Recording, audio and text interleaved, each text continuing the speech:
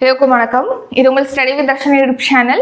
நம்ம இந்த வீடியோவில் ஜனவரி 18, 19 இந்த 2 தேதிகளுக்கான கரண்ட் அஃபேர்ஸ் வந்து பார்க்க போகிறோம். ஆல்ரெடி 15, 16, 17 இந்த 3 தேதியும் இந்த பொங்கல்னால நம்ம வீடியோ போடலை. ஸோ அதுக்குன்னு ஒரு வீடியோ செப்பரேட்டாக இன்றைக்கி தான் அப்லோட் பண்ணியிருக்கோம் சேனலில். செக் பண்ணி பார்த்துக்கோங்க. இன்றைக்கி வந்து நேற்று உள்ளது இன்றைக்கு உள்ள கரண்ட் அஃபேர்ஸ் வந்து பார்க்க போகிறோம். அதுக்கு முன்னாடி எப்போதும் நம்ம கரண்ட் அஃபேர்ஸ் பார்க்குறோன்னா ஃபர்ஸ்ட் என்ன பண்ணுவோம், குவாட் பார்த்துட்டு ஸ்டார்ட் பண்ணுவோம் இல்லையா. இன்னைக்கு என்ன குவாட் அப்படின்னா, இப்போது ஒரு ஆள் இருக்காங்க, ஒருத்தர் வந்து உங்கள்கிட்ட என்ன சொல்கிறாருன்னா நீங்கள் ரொம்ப டேலண்டாக இருக்கீங்கப்பா, நீங்கள் எடுக்கிற முடிவு சரியாக இருக்குது, உங்களை மாதிரி ஒரு அறிவான ஆளை நான் பார்த்ததே கிடையாது, நீங்கள் எது பண்ணாலுமே நீங்கள் தொட்டதெல்லாம் சூப்பராக இருக்கும் அப்படின்னு சொல்லி ஒருத்தர் சொல்கிறாரு. அப்போ என்ன ஆகும், நமக்கு நம்ம எடுக்கிற டிசிஷன்லாம் சூப்பர், நம்ம ஒரு அறிவாளி அப்படின்னு சொல்லிட்டு நமக்கு என்ன ஆயிரும், அந்த கான்ஃபிடென்ட் அப்படிங்கிறது பூஸ்ட் ஆகி பெரிய லெவலுக்கு போயிடும். அதை இன்னொருத்தர் வந்து நீ என்னையா பண்ணுற, நீ ஒன்றுமே உருப்படியாக பண்ண மாட்டியே, நீ ஒழுங்காக படிக்க மாட்டியே, நீ எது எடுத்தாலும் அதில் சரி வர மாட்டேங்குதே அப்படின்னு ஒருத்தர் சொல்கிறாருன்னா, இன்னும் இப்படி சொல்கிறாரு, நம்ம உண்மையாகவே அப்படி தான் போல இருக்குது அப்படின்னு சொல்லி டிமோட்டிவேட் ஆயிடுவோம். இப்போ இந்த 2 நபருமே இருக்காங்க. இந்த 2 நபரில் நீங்கள் யாரை சூஸ் பண்ணணும், யார் உங்களுக்கு பூஸ்ட் பண்ணுறாங்களோ, யார் மோட்டிவேட் பண்ணுறாங்களோ அவங்க தான் உங்களுக்கு வேணும், சரியா. ஸோ அது சம்மந்தமாக தான் இன்றைக்கி குவாட் என்னென்னா, be kind to your self. அதாவது ஃபஸ்ட்டு நீங்கள் மற்றவங்களை பூஸ்ட் பண்ணுறதை விட, நீ நல்லா இருக்கேன்னு இன்னொருத்தவங்கள்ட்ட நீங்கள் சொல்லலாம். அதை விட ஃபஸ்ட்டு முக்கியமான அது தேவைப்படக்கூடிய ஒரு ஆள் இருக்காங்க, அது நீங்கள் தான். நமக்கு நம்மளே வந்து நீ நல்லா பண்ணுற, சூப்பர், நான் தான் பெஸ்ட்டு, உன்ன மாதிரி அறிவாளி யாரும் இல்லை அப்படின்னு சொல்லி நமக்கு நம்மளே பூஸ்ட் கொடுக்கணும். ஏன்னா நம்ம போகிறது, நம்ம வாழ்க்கை அப்படிங்கிறது கடைசி வரைக்கும், அந்த கடைசி எண்டு வரைக்கும் யார் இருப்பாங்கன்னா நம்ம கூடனா நம்ம தான் இருப்போம். ஸோ நம்ம கூட ஒருத்தர் திட்டிக்கிட்டே வராரு, நீ ஒன்றுமே பண்ண மாட்டேற, ஒழுங்காக பண்ண மாட்டேற, எதுவுமே சரி பண்ண மாட்டேற, நீ பண்ணுறதெல்லாம் சரியில்லை அப்படின்னு சொல்லிட்டு ஒரு ஆள் வராங்கன்னா, அது நீங்கள் போகிற பாதையில் முள் போட்ட மாதிரி, அந்த பாதையை கடக்கிறது சிரமம். அப்படி நீங்கள் வீணாக அதை மீண்டும் கடந்தீங்க அப்படின்னாலும் ரத்தத்தோடு தான் நீங்கள் கடக்கிற மாதிரி இருக்கும். இதுவே இந்த பூஸ்ட் பண்ணுற ஒரு ஆளை நீங்கள் சூஸ் பண்ணிக்கிட்டீங்கன்னு வச்சுங்களேன், நீ பண்ணுறது சரிதான், நீ பண்ணுற ஒரு சின்ன சின்ன வெற்றியுமே செலிப்ரேட் பண்ணுறது, ஒரு தப்பு பண்ணிட்டாலுமே நெக்ஸ்ட் டைம் இதை பண்ண மாட்டேன், இப்போ பண்ணிட்டேன் நெக்ஸ்ட் டைம் இதை பண்ண மாட்டேன் அப்படின்னு ஒரு அட்வைஸ் கொடுக்குற ஒரு ஆளை நீங்கள் சூஸ் பண்ணிக்கிட்டீங்க, உங்களுக்கு நீங்களே அப்படி சூஸ் பண்ணிக்கிட்டீங்கன்னா, போகிற பாதையில் முள் இருந்தாலும் கையில் ஏந்திட்டு போகிற மாதிரி நீங்களே உங்களை ஏந்திட்டு போவீங்க. அதுதான் இன்னைக்கு உள்ள குவாட். சரியா, இப்போது நேஷ்னல் கரண்ட் அஃபேர்ஸ் பார்க்கலாம். 2026ஆம் ஆண்டு எத்தனையாவது குடியரசு தினமானது கொண்டாடப்படுகிறது? ஆன்சர் 77th 77வது குடியரசு தினம் வந்து இந்த வருஷம் செலிப்ரேட் பண்ணுறோம். எப்போ நம்ம ரிப்பப்ளிக், அதாவது குடியரசு அடைந்தோம் அப்படின்னா 1950 ஜனவரி 26ஆம் தேதி தான் ஃபர்ஸ்ட் வந்து குடியரசு தினமானது செலிப்ரேட் பண்ணுறோம். இந்த வருஷம் 77th ரிப்பப்ளிக் டே அப்படிங்கிறது செலிப்ரேட் பண்ணுறோம், வர ஜனவரி 26ல். அப்போ குடியரசு தினம் அப்படின்னா அங்கே வந்து தலைமை விருந்தினர்கள்லாம் பங்கேற்பாங்க இல்லையா. இந்த வருஷம் 2026க்கு தலைமை விருந்தினர்களாக ஐரோப்பிய ஆணையத்தோட தலைவரான உர்சுலா வான் டர் லெயன், அப்புறம் ஐரோப்பிய கவுன்சிலோட தலைவரான அண்டோனியா கோஸ்டா, இவங்க 2 பேருமே வந்து பங்கேற்பதா சொல்லியிருக்காங்க. ஸோ ஐரோப்பிய அமைப்புலேருந்து குடியரசு தினத்துக்கு அவங்களை அழைக்கிறது அப்படிங்கிறது இதுதான் first time. Next national current affairs. கடல்சார் பாரம்பரியம் மற்றும் அருங்காட்சியகங்கள் குறித்து இந்தியாவிற்கும் எந்த நாட்டிற்கும் இடையே புரிந்துணர்வு ஒப்பந்தம் சமீபத்தில் கையொப்பமாகி உள்ளது? Answer Oman. ஸோ இந்தியாவுக்கும் ஓமனுக்கும் இடையே தான் கடல்சார் பாரம்பரியம் அருங்காட்சியகங்கள் சம்பந்தமாக இப்போ ஒரு அக்ரிமெண்ட் அப்படிங்கிறது சைன் ஆகுது இந்தியாவுக்கும் ஓமனுக்கும் இடையே. அது என்ன கடல்சார் பாரம்பரியம் அப்படின்னா, நம்ம பண்டைய காலத்துலேருந்தே பார்த்தீங்கன்னா வெளிநாடுகளுக்கும் நம்ம ஏற்றுமதியானது செய்கிறோம், வெளிநாட்டிலேருந்து நமக்கும் இறக்குமதியானது செஞ்சுருக்கோம் அந்த கடல் வழி மூலமாக. ஸோ அந்த கடல் வழி பயணம் மூலமாக ஓமனுக்கு போயிருப்போம். அந்த பழங்கால அந்த பண்டைய பாரம்பரியம் அப்படின்னு இருக்கும் இல்லையா, அதுதான் கடல்சார் பாரம்பரியம் சொல்கிறோம். ஸோ அந்த கடல்சார் பாரம்பரியத்தை வந்து புதுப்பிக்கிறது, 2 நாடுகளுமே 2 நாட்டு கலாச்சாரத்தையுமே காண்பிக்கிற வகையில் அருங்காட்சியகங்கள் அமைக்கிறது, இந்த மாதிரியான விஷயங்கள் சம்பந்தமாக ஓமனுக்கும் இந்தியாவுக்கும் இடையே புரிந்துணர்வு ஒப்பந்தமானது கையொப்பமாயிருக்கு. அது மட்டும் இல்லாமல் இந்தியாவுக்கும் ஓமனுக்கும் இடையிலான அந்த கடல்சார் பாரம்பரியத்தை வந்து மனதில் வச்சு இப்போ ஒரு ஐஎன்எஸ் கவுண்டியா, அதாவது இந்திய கடற்படை பாய்மர கப்பலான ஐஎன்எஸ் கவுண்டியா வந்து இங்கே குஜராத்தில் போர்பந்தர்லேருந்து ஓமனில் மஸ்காட்டில் சுல்தான் கபூஸ் துறைமுகத்தை போய் சென்றடைஞ்சிருக்கு, அந்த கடல்சார் வழித்தடத்தை வந்து மறுபடியும் புதுப்பிக்கிற வகையில். ஸோ கடல்சார் பாரம்பரியம் இருந்ததுலேயே அதை நினைவு கூறும் வகையில். Next national current affairs. IBSAMAR கடற்படை பயிற்சி எந்த நாடுகளிடையே நடைபெறுகிறது? ஆன்சர் இந்தியா, பிரேசில், தென்னாப்பிரிக்கா. இந்த 3 நாடும் பங்கேற்கக்கூடிய ஒரு பயிற்சி தான் இப்சாமார். இது லாஸ்ட் 2024 அக்டோபர்ல நடந்துச்சு. இப்போ ஏன் இதை பத்தி பார்க்குறோம்னா, இந்த 3 நாடுகளும் இருக்கக்கூடிய ஒரு அமைப்பு தான் என்னது, பிரிக்ஸ் கூட்டமைப்புன்னு நம்ம பார்த்துருப்போம். இப்போ தென்னாப்பிரிக்கா ஒரு கடல்சார் பயிற்சியை நடத்திருக்காங்க. அதுல பிரிக்ஸ் கூட்டமைப்புல உள்ள பெரும்பாலான நாடுகள் வந்து பங்கேற்றிருக்கு. அதுல நம்ம இந்தியா வந்து பங்கேற்கல. ஏன் பங்கேற்கல அப்படின்னு சொல்லி கேட்டிருக்காங்க. பிரிக்ஸ் நாடுகள், நிறைய நாடுகள் இதுல பங்கேற்றிருக்கு, தென்னாப்பிரிக்கா தலைமையில நடந்திருக்கே அப்படின்னு சொல்லிட்டு. ஸோ இது பிரிக்ஸோட அதிகாரப்பூர்வமாக நடத்தப்பட்ட ஒரு பயிற்சி கிடையாது, அதனாலதான் பங்கேற்கலன்னு சொல்லிட்டு இந்தியா வந்து ஆன்சர் பண்ணியிருக்காங்க. ஸோ அது வந்து நியூஸ்ல வர்றதுனாலதான் இதை பத்தி பாக்குறோம். ஸோ பிரிக்ஸ் கூட்டமைப்புல உள்ள இந்தியா, பிரேசில், தென்னாப்பிரிக்கா இந்த 3 நாடுகள் பங்கேற்கக்கூடிய ஒரு பயிற்சி தான் இப்சாமர். ஆனா இது லாஸ்டா 2024 அக்டோபர்ல நடந்துச்சு. இப்போ தென்னாப்பிரிக்கா தலைமையில பிரிக்ஸ்ல உள்ள ஒரு சில நாடுகள் பங்கேற்ற ஒரு பயிற்சியானது ரீசெண்டா நடந்திருக்கு. அதை இந்தியா வந்து பங்கேற்கல, அதனாலதான் இதை பத்தி பாக்குறோம். அடுத்து பிரிக்ஸோடைய தற்போதைய தலைமை பொறுப்பை எந்த நாடு ஏற்றிருக்குன்னா நம்ம இந்தியா தான். இந்த வருஷம் பிரிக்ஸ் மாநாடு இந்தியா தலைமையில இந்தியாவில தான் நடக்கும். பிரிக்ஸ்ல இப்போ எத்தனை நாடுகள் இருக்குன்னா 10 நாடுகள் இருக்கு. ஃபர்ஸ்ட் ஸ்டார்டிங்ல 5 கண்ட்ரிஸ் இருந்திருக்கும், அதாவது பிரேசில், ரஷ்யா, அப்புறம் இந்தியா, சீனா, சவுத் ஆப்பிரிக்கா. இந்த 4 நாடுகள் இருந்தது. அதுக்கப்புறமா சவுத் ஆப்பிரிக்கா இணைஞ்சிச்சு, மொத்தமா 5 இருந்தது. இப்போ 2024ல ஈரான், ஐக்கிய அரபு அமீரகம், எகிப்து, எத்தியோப்பியா ஆகிய நாடுகள் சேர்ந்துச்சு பிரிக்ஸ்ல. அடுத்து 2025ல இந்தோனேஷியா சேர்ந்துச்சு. மொத்தமா பாத்தீங்கன்னா பிரிக்ஸ்ல 10 மெம்பர் கண்ட்ரிஸ் வந்து இருக்கு. நெக்ஸ்ட், இந்த பிரிக்ஸ்ல உள்ள 10 நாடுகள் இருக்குன்னு சொல்றோம் இல்லையா, இந்த 10 நாடுகளும் உலக அளவுல மக்கள் தொகையில 49.5% பங்களிப்பை அளிக்குது. அதாவது உலக மக்கள் தொகையில 50% வந்து பிரிக்ஸ் கூட்டமைப்புல இருக்கு. 40% உலகளாவிய ஒட்டுமொத்த உள்நாட்டு உற்பத்தியும் பிரிக்ஸ் நாடுகள் கொண்டிருக்கு. உலக வணிகத்துல 26% பங்களிப்பை இந்த பிரிக்ஸ் நாடுகள் வழங்குது. Next, national. நாட்டின் முதல் படுக்கை வசதி கொண்ட வந்தே பாரத் ரயில் சேவை எதனிடையே தொடங்கப்பட்டது? Answer Howrah to Guwahati. மேற்கு வங்க மாநிலத்தின் ஹவுராலேருந்து அசாம் மாநிலத்துடைய குவாஹாத்தியை இணைக்கும் வகையில் ஃபர்ஸ்ட் ஸ்லீப்பர், அதாவது படுக்கை வசதி கொண்ட வந்தே பாரத் ட்ரெயினோட இயக்கமானது தொடங்கி வைக்கப்பட்டிருக்கு. இதை வந்து பிரைம் மினிஸ்டர் நரேந்திர மோடி அவர்கள் தான் கொடி அசைச்சு வந்து தொடங்கி வச்சிருக்காங்க இந்த ட்ரெயினை. சரி, பிரைம் மினிஸ்டர் மோடி தொடங்கியிருக்காங்க. மேற்கு வங்க மாநிலத்தில் மால்டா ரயில் நிலையத்துல தான் ஹவுரா டு குவாஹாத்தி இடையே இந்த ஃபர்ஸ்ட் வந்தே பாரத் படுக்கை வசதி கொண்ட ட்ரெயினை வந்து இயக்கியிருக்காங்க. Next, awards. செம்மொழி இலக்கிய விருது என்ற தேசிய அளவிலான விருதை எந்த மாநில அரசு அறிவித்துள்ளது? ஆன்சர் தமிழ்நாடு அரசு. அதாவது இப்போ சாகித்ய அகாதமி விருது அப்படிங்கிறது கொடுக்குறாங்க இல்லையா, சிறந்த இலக்கிய படைப்புகளுக்கு இந்த சாகித்ய அகாதமி விருது கொடுக்குறாங்க, ஒவ்வொரு மொழியிலையும் கொடுக்குறதா பார்த்துருப்போம். அந்த மாதிரி நம்ம ஸ்டேட் கவர்மெண்ட் தமிழ்நாடு இந்திய மொழிகளில் ரிலீஸ் ஆகக்கூடிய, வெறும் தமிழ் மட்டும் கிடையாது, இந்திய மொழிகளில் ரிலீஸ் ஆகக்கூடிய சிறந்த படைப்புகளுக்கு செம்மொழி இலக்கிய விருது அப்படிங்கிற ஒரு தேசிய அளவிலான விருதானது வழங்கப்படும் சொல்லிட்டு இப்போ அறிவிச்சிருக்காங்க. ஸோ இந்த விருது பெறவங்களுக்கு பார்த்தீங்கன்னா 5 லட்சம் பரிசு தொகை வழங்கப்படும் அப்படின்னும் தமிழ்நாடு கவர்மெண்ட் அறிவிச்சிருக்கு. ஸோ ஃபர்ஸ்ட் கட்டமா இப்போ இந்திய மொழிகள்னு சொல்லியிருக்காங்க. அதுல முதல் கட்டமா என்னென்ன மொழிகள் அப்படின்னு சொல்லியிருக்காங்கன்னா தமிழ், தெலுங்கு, கன்னடம், மலையாளம், ஒடியா, அப்புறம் வங்காளம், மராட்டிய மொழி. இந்த மொழிகள்ல முதல் கட்டமா இந்த சொல்லியிருக்கக்கூடிய இந்த மொழிகள்ல ரிலீஸ் ஆகக்கூடிய சிறந்த இலக்கிய படைப்புகளுக்கு இந்த செம்மொழி இலக்கிய விருதானது ஆண்டுதோறும் வழங்கப்படும் சொல்லிட்டு இப்போ அறிவிச்சிருக்காங்க. 5 லட்சம் பரிசு தொகையானது வழங்கப்படும்.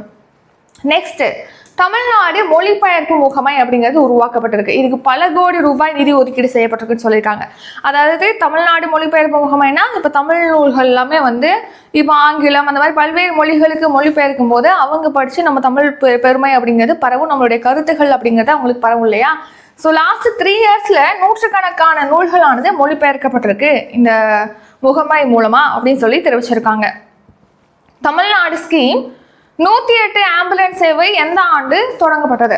ஆன்சர் 2008. 108 2008ல தான் ஸ்டார்ட் பண்ணாங்க. அதாவது இப்போ நம்ம ஏதாவது ரோடு ஆக்சிடென்ட் நடந்துச்சு, இல்லைன்னா திடீர்னு ஹார்ட் அட்டாக், இந்த மாதிரி மெடிக்கல் எமர்ஜென்சி இருக்கு அப்படின்னா திடீர்னு நம்ம உடனே என்ன பண்ணுவோம், 108க்கு கால் பண்ணுவோம். ஸோ உடனே ஆம்புலன்ஸ் வரும், அந்த பேஷண்ட்டை வந்து கூட்டிகிட்டு போய் ஹாஸ்பிட்டலில் அட்மிட் பண்ணுவாங்க, அவங்களுக்கு தேவையான சிகிச்சையானது வழங்குவாங்க. ஸோ இந்த 108னால நிறைய உயிரிழப்புகள் அப்படிங்கிறது தடுக்கப்பட்டிருக்கு.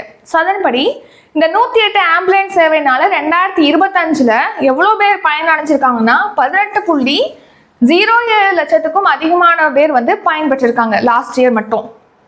இந்த 18.07 லட்சத்துல 2.94 லட்சம் பேருக்கு பார்த்தீங்கன்னா பிரசவ கால மருத்துவ சேவையானது வழங்கப்பட்டிருக்கு அப்படின்னும் தெரிவிச்சிருக்காங்க. அது மட்டும் இல்லாமல் இந்த 108 சேவையை யார் தமிழ்நாட்டில் வழங்குறாங்க அப்படின்னா EMRI கிரீன் ஹெல்த் சர்வீஸ் நிறுவனம் தான் இந்த சேவையை வழங்குறாங்க. மொத்தமாக தமிழ்நாட்டில் 1353 ஆம்புலன்ஸ் இருக்குன்னு சொல்லியிருக்காங்க.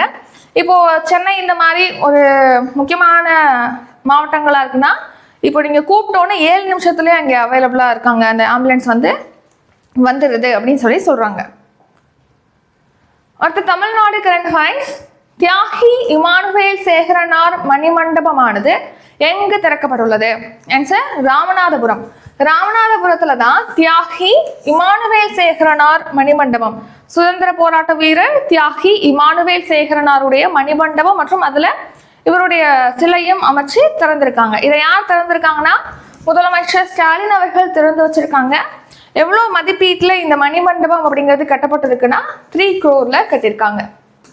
அடுத்து தமிழ்நாடு கரண்ட் அஃபேர்ஸ். காளிங்கராயர் முழு உருவ வெண்கல சிலை எங்கு திறக்கப்பட்டுள்ளது? ஆன்சர் ஈரோடு. ஸோ ஈரோட்டில் தான் காளிங்கராயர் அவர்களுடைய முழு உருவ சிலை அப்படிங்கிறது திறந்திருக்காங்க. இது ஒரு வெண்கல சிலை. இதை வந்து முதலமைச்சர் ஸ்டாலின் அவர்கள் தான் திறந்து வச்சிருக்காங்க. சரி, இந்த வெண்கல சிலை காளிங்கராயர் முழு உருவ சிலை அப்படின்னு சொல்லி பார்க்குறோம். இந்த காளிங்கராயர் யார் அப்படின்னு கேட்டிங்கன்னா இவர் வந்து தமிழ்நாட்டில் நதிநீர் இணைப்போட முன்னோடி அப்படின்னு சொல்லிட்டு அறியப்படுறாரு. இவர் 1270 அவரோட சொந்த செலவுலே ஈரோடு மாவட்டத்தில் காளிங்கராயன் கால்வாயை வந்து வெட்ட தொடங்கியிருக்காரு. ஸோ இந்த கால்வாய் மூலமாக இப்போ 15,000க்கும் மேற்பட்ட ஏக்கர் நிலப்பரப்புங்கிறது பாசன வசதியை பெற்றுட்டு வருது. ஸோ 90 கிலோமீட்டருக்கு இது இருக்கு. இதன் மூலமா பாத்தீங்கன்னா அங்கே பாசன வசதி அப்படிங்கிறது உறுதி செய்யப்பட்டிருக்கு. ஸோ அவரோட நினைவாக 7 அடி உயரத்துக்கு இப்போ அவருடைய வெண்கல சிலை அப்படிங்கிறது ஈரோட்ல அமைச்சிருக்காங்க.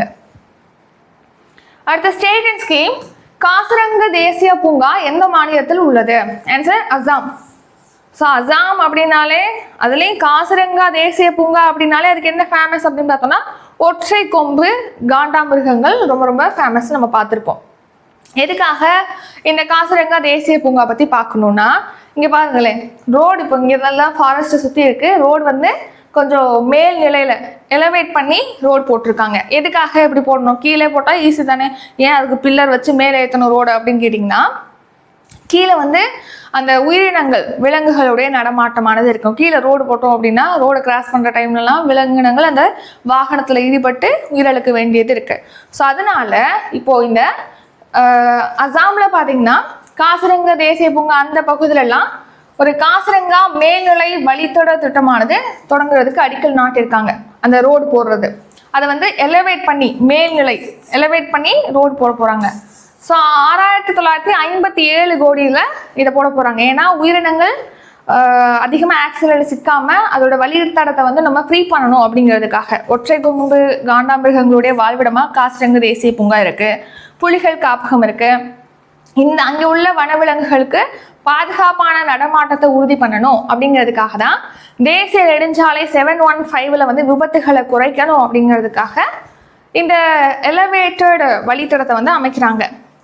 அசாம் பற்றி பார்த்தோன்னா அசாமுடைய முதலமைச்சர் ஹிமந்த விஸ்வ சர்மா, அடுத்து கவர்னராக வந்து லக்ஷ்மண் பிரசாத் ஆச்சாரியா, அடுத்து கேபிட்டல் எதுனா திஸ்பூர். எத்தனை சீட்ஸ் இருக்குன்னா 126 சீட்ஸ் வந்து இருக்கு சட்டப்பேரவையில். அடுத்து ஸ்டேட் அண்ட் ஸ்கீம். நாட்டிலேயே முதன்முறையாக கடல் நடுவே மீன் பண்ணை திட்டம் எங்கு தொடங்கப்பட்டுள்ளது? ஆன்சர் அந்தமான் நிக்கோபர். அந்தமான் நிக்கோபரில் பார்த்தீங்கன்னா அந்த கடல் பகுதியில் ஒரு கூண்டு மாதிரி அமைக்க போகிறாங்களாம். அந்த கூண்டுக்குள்ளே அந்த மீனை வந்து வளர்க்குற மாதிரி. ஸோ மீன் பண்ணை நாட்டிலே ஃபர்ஸ்ட் டைம் கடலுக்குள்ளே ஒரு மீன் பண்ணை அமைக்கிறாங்க. அது எங்கன்னா அந்தமான் நிக்கோபரில் தொடங்கியிருக்காங்க அந்த மாதிரி. ஸோ மத்திய அமைச்சர் ஜிதேந்திர சிங் அவர்கள் தான் இதை வந்து தொடங்கி வச்சுருக்காங்க. ஸோ கடலுக்குள்ள ஒரு மீன் கூண்டுகள் அப்படிங்கிறது அமைக்கப்படும், அங்கே மீன்களானது வளர்க்கப்படும் அப்படின்னு சொல்லியிருக்காங்க. ஸோ நாட்டிலே ஃபர்ஸ்ட் டைம் இந்த மாதிரி கடலுக்கு நடுவில் மீன் பண்ணை திட்டம்ங்கிறது அந்தமான் நிக்கோபரில் ஸ்டார்ட் பண்ணியிருக்காங்க. மத்திய அறிவியல் தொழில்நுட்பம் மற்றும் புவி அறிவியல் துறை அமைச்சர் ஜிதேந்திரநாத் சிங் அவர்கள் தொடங்கி வச்சிருக்காங்க. ஸோ நெக்ஸ்ட் இந்த மீன் கூண்டுகள் அமைச்சு மீன் வளர்க்குறாங்க இல்லையா, யார் யாரெல்லாம் சேர்ந்து இதை செயல்படுத்துறாங்கன்னா மத்திய புவி அறிவியல் துறை, அப்புறம் நியாட் உங்களுக்கு தனியாக கொடுத்து கூட இதை பொறுத்துக்கு மாதிரி கேட்பாங்க. தேசிய பெருங்கடல் தொழில்நுட்ப நிறுவனம். இந்த தேசிய நிறுவனம் அப்படின்னாலே அது எங்கே இருக்குன்னு பார்த்துக்கணும். ஏன்னா தேசிய நிறுவனம்னா ஒரு இடத்துல தான் இருக்கும். ஸோ இதெல்லாம் கேட்டிருக்காங்க ஆல்ரெடி. தேசிய பெருங்கடல் தொழில்நுட்ப நிறுவனம் நியாட் அப்படிங்கிறது சென்னையில் இருக்கு. ஸோ நெக்ஸ்ட் வந்து அந்தமான் நிக்கோபர் யூனியன் பிரதேச நிர்வாகம். இவங்க 3 பேர் சேர்ந்து தான் இந்த திட்டத்தை வந்து செயல்படுத்துறாங்க. அடுத்த அப்பாயின்மெண்ட்ஸ் கரண்ட் ஃபைல்ஸ். உகாண்டாவின் அதிபராக 7வது முறையாக வெற்றி பெற்றவர் யார்? Answer Yoweri Museveni. So Yoweri Museveni என்பவர் தான் இப்போ உகாண்டால அதிபராக 7th டைம் வந்து தேர்வு செய்யப்பட்டிருக்காரு. இவர் தான் அந்த யோவேரி முசேவினி. ஸோ இவர் அங்கே 1986ஆம் ஆண்டுலேருந்தே உகாண்டால அதிபராக இருந்துட்டு வராரு. உகாண்டா அப்படிங்கிறது ஒரு கிழக்கு ஆப்பிரிக்க நாடு. இந்த நாட்டோட தலைநகரம் வந்து கம்பலா. அடுத்த world and international current affairs. உலகின் மிகப்பெரிய தீவான கிரீன்லாந்து எந்த பெருங்கடல்களுக்கு இடையே அமைந்துள்ளது? ஆன்சர் ஆர்க்டிக் மற்றும் அட்லாண்டிக். ஆர்க்டிக் மற்றும் அட்லாண்டிக் பெருங்கடல்களுக்கு இடையில தான் உலகின் மிகப்பெரிய தீவான கிரீன்லாந்து இருக்கு. கிரீன்லாந்து ரீசெண்டாக நம்ம கரண்ட் அஃபேர்ஸ்ல பார்த்துருப்போம். எதுக்காக பார்த்துருப்போம்? கிரீன்லாந்தை வந்து தன்வசம் கொண்டு வரப்போறதா அமெரிக்கா வந்து திட்டமிடுறாங்க அப்படின்னு சொல்லி நம்ம பார்த்துருப்போம் இல்லையா? இப்போ எதுக்காக மறுபடியும் கிரீன்லாந்தை பத்தி பார்க்குறோம்னா அதே விஷயம்தான். கிரீன்லாந்து அங்கே பிடிக்க போறதா சொல்றாங்க. அமெரிக்கா வந்து கிரீன்லாந்தை வந்து அவங்க வசப்படுத்த போறதா சொல்றாங்க. ஸோ அதனால இப்போ கிரீன்லாந்துங்கிறது டென்மார்க் நாட்டுக்கு சொந்தமானது. ஆனால் அங்கே சுயாட்சி அப்படிங்கிறது நடக்குது. இப்போ டென்மார்க் நாடு நேட்டோல இருக்கு, அமெரிக்காவும் நேட்டோல தான் இருக்கு. ஸோ ஒரு நாடு நேட்டோல உள்ள ஒரு நாட்டின் மீது இன்னொரு நாடு வந்து ஃபர்ஸ்ட் தாக்குதல் நடத்துறாங்க அப்படின்னா மீதி உள்ள நாடு எல்லாமே அங்கே பாதிக்கப்படக்கூடிய நாட்டுக்கு வந்து சப்போர்ட் பண்ணுவாங்க. இந்த நாட்டுக்கு எதிராக அவங்க அட்டாக் பண்ணுவாங்க அப்படிங்கிறதா இதில் ரூல், நேட்டோக்கு ரூல். இப்போ நேட்டோவில் உள்ள அமெரிக்கா டென்மார்க் மீது, அதாவது கிரீன்லாந்து மீது தாக்குதல் நடத்துறாங்கன்னா மீத உள்ள நாடுகள் எல்லாமே யாருக்கு சப்போர்ட் பண்ணுவாங்க? டென்மார்க் நாட்டுக்கு சப்போர்ட் பண்ணுவாங்க. அப்படிதான் இப்போ சப்போர்ட் பண்ணக்கூடிய 8 நாடுகளுக்கு 25% வரி விதிக்கப்படும் சொல்லிட்டு அமெரிக்க அதிபர் டொனால்ட் ட்ரம்ப் வந்து தெரிவிச்சிருக்காங்க. ஏன்னா 8 நாடுகள் கிரீன்லாந்துக்கு சப்போர்ட் பண்றதுக்காக அவங்களுடைய படைகளை அங்கே கொண்டு போயிருக்கதா சொல்லியிருக்காங்க. கிரீன்லாந்து உலகின் மிகப்பெரிய தீவு. ஆர்க்டிக் மற்றும் அட்லாண்டிக் பெருங்கடல்களுக்கு இடையே இருக்கு. டென்மார்க் நாட்டுக்கு சொந்தமானது. பகுதி அளவு சுயாட்சி பிரதேசமா இது செயல்படுது. கிரீன்லாந்தை ஏன் அமெரிக்கா வந்து டார்கெட் பண்ணணும் அப்படின்னு பார்த்தோம்னா, கிரீன்லாந்துல எண்ணெய் வளம், எரிவாயு, நிக்கல், கோபால்ட் உலோகங்கள், அரிய புவி கனிமங்கள்லாம் இருக்கு. இந்த மாதிரி கனிமங்கள் உலக அளவில் அதிகமாக இருக்கக்கூடிய நாடுகளில் கிரீன்லாந்து 8th பிளேஸ்ல இருக்கு. அதே மாதிரி தான் ரீசெண்டாக அந்த எண்ணெய் வளம் மிகுந்த நாடாக வெனிசுலா இருக்கு. உலகிலே அதிக கச்சா எண்ணெய் இருப்பு கொண்ட ஒரு நாடா வெனிசுலா இருக்கு ஃபர்ஸ்ட் பிளேஸ்ன்னு பார்த்தோம். அந்த வெனிசுலா நாட்டுடைய அதிபர் நிக்கோலோ மடுரோ வந்து கைது பண்ணிட்டாங்க அமெரிக்கான்னு சொல்லி நம்ம பார்த்துருப்போம். அது மட்டும் இல்லாமல் நோபல் பிரைஸ் வெனிசுலா நாட்டுடைய எதிர்கட்சி தலைவர் மரியா கொரினா மச்சோடா அவங்களுடைய நோபல் பிரைஸை வந்து டொனால்ட் ட்ரம்ப்க்கு வழங்கினாங்க அப்படின்னு நம்ம லாஸ்ட் டே கரண்ட் அஃபேர்ஸ்ல பார்த்துருப்போம். அடுத்து சயின்ஸ் அண்ட் டெக். சமீபத்தில் செய்திகளில் காணப்படும் ஜிபிஎஸ் பாதிப்பு எந்த மாநிலத்தில் பரவி வருகிறது? ஆன்சர் மத்திய பிரதேச மாநிலத்தில் தான் இந்த கில்லன் பாரே சிண்ட்ரோம் அப்படின்னு சொல்லுவோம். அதை தான் ஷார்ட்டாக ஜிபிஎஸ் பாதிப்பு அப்படின்னு சொல்கிறோம். ஸோ அதாவது இந்த நோய் பாதிப்புங்கிறது பார்த்தீங்கன்னா ஒழுங்காக சமைக்காத இந்த சிக்கனை சாப்பிட்றது, தூய்மை இல்லாத நீரை அருந்துறது, இந்த மாதிரியான காரணங்களால் பரவுது. அதுலேயும் முக்கியமாக இந்த நோய் பரவிச்சு அப்படின்னா ஃபர்ஸ்ட் நோய் எதிர்ப்பு மண்டலம் அப்படிங்கிறது என்னது? ஒரு கிருமி நம்ம உடம்புக்குள்ள வந்துச்சுன்னா அதை எதிர்த்து போராடுறது தான் நோய் எதிர்ப்பு மண்டலம். இந்த நோய் வந்துச்சுன்னா நோய் எதிர்ப்பு மண்டலமே நம்மளை தாக்க ஆரம்பிச்சிடும். அதுதான் இந்த கில்லன் பாரே சிண்ட்ரோம். ஸோ கில்லன் பாரே சிண்ட்ரோம் அல்லது குல்லைன் பார் சிண்ட்ரோம் அப்படின்னு எப்படி வேணா உங்களுக்கு அந்த ப்ரொனவுன்சியேஷன் வந்து வரலாம். ஸோ ஜிபிஎஸ் பாதிப்பு அப்படின்னு சொல்றோம். இது நோய் எதிர்ப்பு நரம்பு பாதிப்பு. இதோட பரவல் எங்க இருக்கு? மத்திய பிரதேச மாநிலத்துல நீமுஷ் மாவட்டத்துல மானசா அப்படிங்கிற நகரத்துல இது பரவிட்டு வருது அப்படின்னு சொல்லியிருக்காங்க. கழிவுநீர் கலந்த குடிநீரை அருந்துறது, முழுமையா வேக வைக்காத கோழி இறைச்சியை சாப்பிட்றது, பதப்படுத்தப்படாத பால் பொருட்களை உண்றது, இந்த மாதிரியான காரணங்களால இந்த கில்லன் பாரே சிண்ட்ரோம் ஏற்படுது. இதோட அறிகுறிகள் என்ன? தசை பலவீனமாயிரும், விழுங்குறது, சுவாசிக்கிறதெல்லாம் சிரமமா இருக்கும். நம்மளோட நோய் எதிர்ப்பு மண்டலமே நம்ம நரம்பு மண்டலத்தை தாக்க ஆரம்பிச்சிடும். இதனால உடல்ல நிறைய பாகங்கள் பார்த்தீங்கன்னா திடீர்னு உணர்ச்சியற்று போகும் அப்படின்னு சொல்லியிருக்காங்க. இப்போ மத்திய பிரதேசத்துல கில்லன் பாரே சிண்ட்ரோம் பரவுது. மேற்கு வங்க மாநிலத்தில் நிஃபா தொற்று பரவுது. நிஃபா அப்படிங்கிறது பார்த்தீங்கன்னா வவ்வால்கள் அப்புறம் சில விலங்குகள் மூலமாக மனிதர்களுக்கு பரவுது. இப்போ வவ்வால் கடிச்சு வச்சுட்டு போன பழத்தை வந்து யாரும் இன்னொருத்தவங்க தெரியாமல் எடுத்து சாப்பிட்டாங்க அப்படின்னா அந்த நோயினால் அந்த நிஃபா வைரஸ்னால பாதிக்கப்பட்ட ஒரு வவ்வால் அது கடிச்ச பழத்தை இன்னொருத்தவங்க சாப்பிட்டாங்க அப்படின்னா பரவிடும். இப்போ ஒருத்தருக்கு பரவிடுச்சு, அவரோட கான்டாக்ட் வச்சுருக்காங்கன்னா இவருக்கும் பரவிடும். இப்படி தான் வந்து ஸ்ப்ரெட் ஆகும். சரியா? இதோட அறிகுறி என்னன்னா காய்ச்சல், தலைவலி, வாந்தி, குழப்பம், அப்புறம் தூக்கமின்மை, மூச்சு திணறல் ஏற்படுறது, மயக்கம் ஏற்படுறது, வலிப்பு ஏற்படுறது, இதெல்லாமே நிஃபா தொற்றுடைய அறிகுறிகள். Sports current affairs. Adelaide international tennis போட்டியில் சாம்பியன் பட்டம் வென்றவர் யார்? Answer Mirra Andreeva. Mirra Andreeva தான் இப்போ ரீசனாக நடைபெற்ற அடிலைடு இன்டர்நேஷனல் டென்னிஸ் போட்டியில் வந்து சாம்பியன் பட்டம் வின் பண்ணியிருக்காங்க. மிர்ரா ஆண்ட்ரீவா அடிலைடு டென்னிஸ் போட்டியில் சாம்பியனாக இருக்காங்க. ஆஸ்திரேலியாவில் நடந்திருக்கு இந்த போட்டி. மிர்ரா ஆண்ட்ரீவா வந்து ரஷ்யாவை சேர்ந்தவங்க. அதே மாதிரி மென் சிங்கிள்ஸ், அதாவது ஆடவர் ஒற்றையர் பிரிவில் செக் குடியரசு நாட்டை சேர்ந்து தாமஸ் மசாக் வந்து சாம்பியனாக இருக்காரு. அடுத்து ஸ்போர்ட்ஸ் தான். Yonex Sunrise India Open badminton super 750 போட்டியின் மகளிர் பிரிவில் சாம்பியன் பட்டம் வென்றவர் யார்? Answer on say young. So தென்கொரிய நாட்டை சேர்ந்த பேட்மிண்டன் வீராங்கனை தான் ஆன் சே யங். இவங்க தான் இப்போ நம்ம இந்தியாவில் டெல்லியில் நடந்த Yonex Sunrise India Open badminton super 750 போட்டியில் வந்து சாம்பியனாக இருக்காங்க. ஸோ இவங்க தான் அந்த ஆன் சே யங், தென்கொரிய நாட்டை சேர்ந்த டென்னிஸ் பிளேயர். ஸோ நம்ம இந்தியாவில் கூட இந்த போட்டி நடக்குது. இதில் டெல்லியில் நடக்கிறதுனால காற்று மாசுபாடு அதிகமாக இருக்குது அப்படின்னு சொல்லிட்டு கூட வேர்ல்டு நம்பர் தேர்ட் நம்பரில் இருக்கக்கூடிய டென்மார்க் நாட்டை சேர்ந்த வீரர் கூட இந்த போட்டியில் பங்கேற்காமல் விலகினதாக கூட ரீசனாக பார்த்துருப்பீங்க நியூஸில். சரி, இவங்க வந்து இந்த போட்டியில் மகளிர் ஒற்றையர் பிரிவில் வின் பண்ணியிருக்காங்க ஆன் சே யங். ஆடவர் ஒற்றையர் பிரிவில் லின் சுன்யி வந்து சாம்பியனாக இருக்காரு. Sports current affairs. இதில் last question. Adityan ITF M25 tennis போட்டி எங்கு நடைபெற்றது? ஆன்சர் சென்னையில் ஆதித்யன் ITF M25 டென்னிஸ் போட்டிங்கிறது நடந்திருக்கு. ஸோ இந்த போட்டியில் பார்த்தீங்கன்னா நெதர்லாந்து நாட்டை சேர்ந்த மேக்ஸ் ஹவுக்ஸ் என்பவர் வந்து சாம்பியனாக இருக்கார். அடுத்து ஷார்ட் நியூஸ். தமிழ்நாட்டில் இப்போது அடிப்படை எழுத்தறிவு கல்வி வழங்குறதுல சிறப்பாக செயல்பட்ட 12 மாவட்ட முதன்மை கல்வி அலுவலர்களுக்கு விருது கொடுத்துருக்காங்க. இப்போது நியூ இந்தியா லிட்ரஸி ப்ரோக்ராம்னு இருக்கு இல்லையா, அந்த ப்ரோக்ராமை சிறப்பாக செயல்படுத்தினதுக்காக 12 மாவட்ட முதன்மை கல்வி அலுவலர்களுக்கு பள்ளி கல்வித்துறை வந்து அவார்ட் கொடுக்குறாங்க. அடுத்து மாநிலங்களவையில் கொண்டு வந்த ஒரு 19 மசோதாக்கள் பல வருஷமாக நிலுவையில் இருக்குது அப்படின்னு சொல்லியிருக்காங்க. குஜராத்தில் அகமதாபாத்தில் உள்ள தேசிய வடிவமைப்பு நிறுவனம் என்ன பண்ணியிருக்காங்கன்னா, இப்போ குடியரசு தினத்துக்காக குடியரசுத் தலைவர் தேநீர் விருந்து அழைப்புதல் அப்படிங்கிறது கொடுப்பாங்க. ஸோ அந்த அழைப்புதலை இவங்க தான் வடிவமைச்சிருக்காங்க. இது வந்து நம்ம அஷ்டலட்சுமி அப்படின்னு சொல்லிட்டு சொல்லக்கூடிய வடகிழக்கு மாநிலங்கள், ஒரு 8 மாநிலங்களுடைய பாரம்பரிய கைவினைப் பொருட்களை அவங்க வடிவமைச்சிருக்காங்க இந்த தேநீர் அழைப்புதலாக அப்படின்னு சொல்லி தெரிவிச்சிருக்காங்க.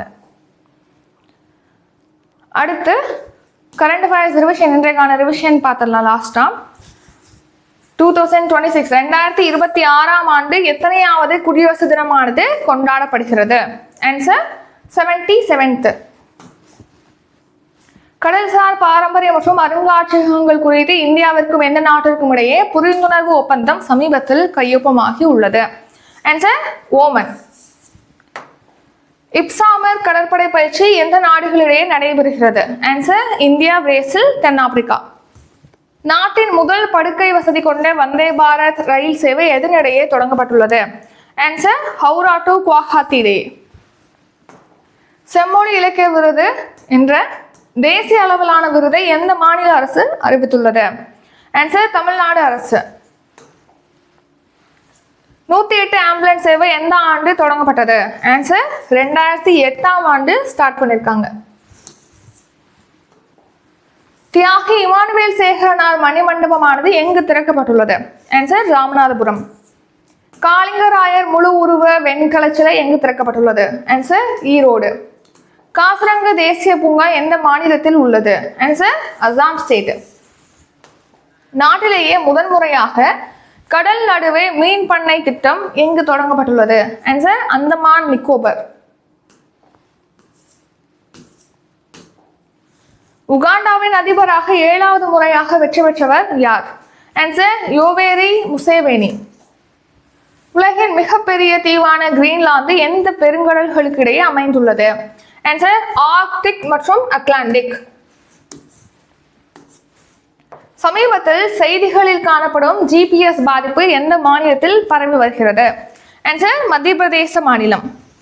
அடிலைடு இன்டர்நேஷனல் டென்னிஸ் போட்டியில் சாம்பியன் பட்டம் வென்றவர் யார்? Answer Mirra Andreeva. Yonex Sunrise India Open badminton super 750 போட்டியின் மகளிர் பிரிவில் சாம்பியன் பட்டம் வென்றவர் யார்? Answer An Se Young. Last question. Adityan ITF M25 tennis போட்டி எங்கு நடைபெற்றது? ஆன்சர் சென்னை. இத்துடன் இன்றைக்கான கரண்ட் அஃபேர்ஸ் வீடியோ நிறைவடைகிறது. இந்த வீடியோ உங்களுக்கு பிடிச்சிருந்தா லைக் பண்ணுங்க, ஷேர் பண்ணுங்க. நம்ம சேனலை நீங்க இன்னும் சப்ஸ்கிரைப் பண்ணலன்னா மறக்காம சப்ஸ்கிரைப் பண்ணிக்கோங்க. நன்றி, வணக்கம்.